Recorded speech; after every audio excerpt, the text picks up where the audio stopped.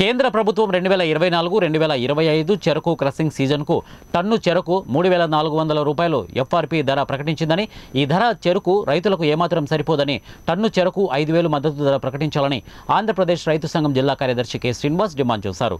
గురువారం ఏలూరు భవనంలో ఆయన మాట్లాడారు. కేంద్ర ధరల నియామక సంఘం సిఫార్సు ఆధారంగా ఈ సంవత్సరానికి చెరకు మద్దతు ధర నిర్ణయించినట్లు కేంద్ర ప్రభుత్వం ప్రకటించిందని అన్నారు. పెరిగిన ఉత్పత్తి ఖర్చులను పరిగణలోకి తీసుకుని మద్దతు ధరను ప్రకటించలేదని అన్నారు.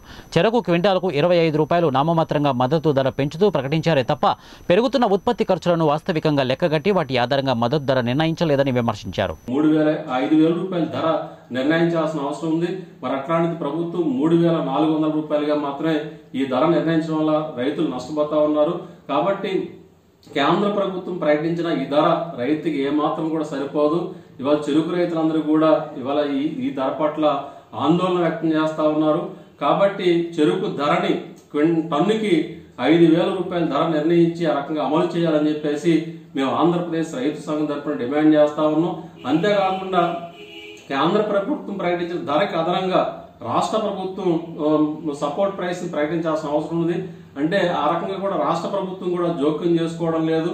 అంటే ఈ సలహాదారుని అంటే చెరుకు సలహాదారుని ప్రకటించాల్సిన రాష్ట్ర ప్రభుత్వం ఏమాత్రం పట్టించుకోవడం లేదు.